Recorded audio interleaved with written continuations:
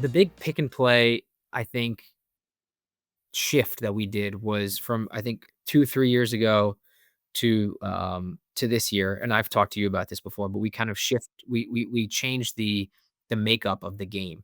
Whereas before it was more of a passive game where you had options and the user had to go in, they click the menu, and then you had to pick the things that you wanted to choose, that you Yeah. wanted to make a prediction on. So, is Aaron Judge gonna hit a home run this inning? Or and then there's odds that kind of updated in real time. But it was a set menu of options that stayed there. It was pretty static, that kind of repeated day over day for a Yeah. couple years. And we eventually saw the interest in the usage in that wane.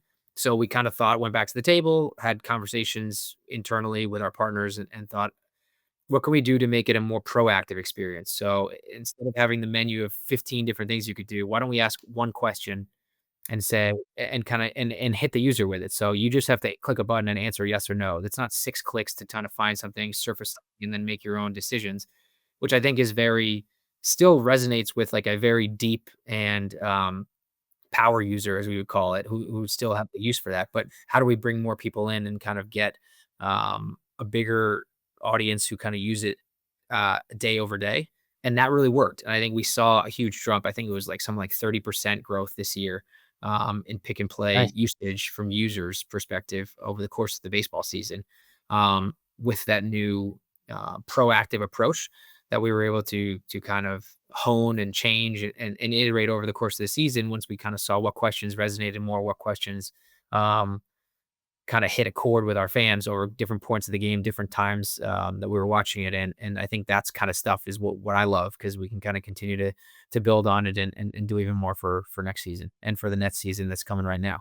Yeah, no, and that's awesome. I mean, actually, that sort of dovetails really nicely into more of the gamification and the reward stuff that you guys have launched as well. I mean, obviously, you have brought in a lot of different functionalities and touch points together as part of this program. You're gamifying watch and play, combining different actions and behaviors together, trying to cross pollinate across different Yep. fandom, like fan behaviors. If someone who's watching a lot, how do you get them to play a lot? Or how do you get your core power players to come and consume more as well? I think you guys have fed in certain sponsored content in there behind the Mhm. scenes. What are the core KPIs? I mean, this is more less for me, but more for the audience, you know, so that, who are asking themselves the same question, like, how do you drive ROI in these initiatives?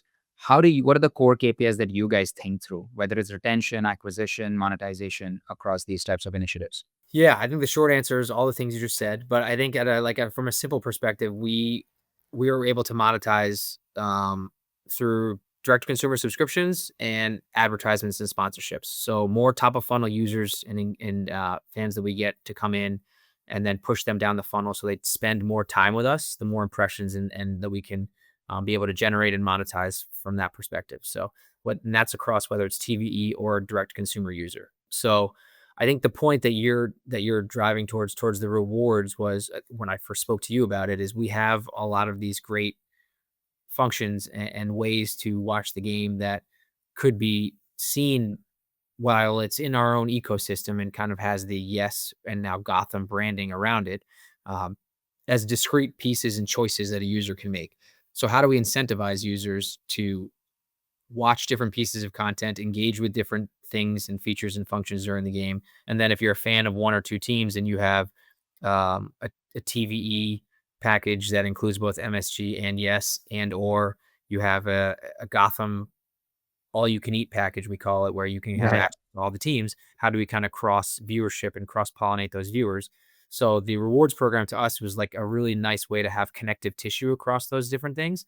Um, and provide incentives for users to try and use and repeat actions of a lot of those different elements that we're talking through.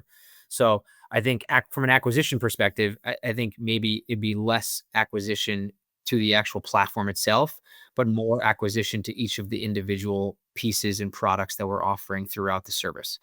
So play a game, watch this team, try out this new original series and things like that. So we're getting more people into those individual discrete, pieces of the service. And then once they do, they're watching for longer periods of time. So we're getting that repeat usage, more impressions that we're able to monetize, let alone the actual sponsored ability for some of these features that we've been able to put sponsors behind.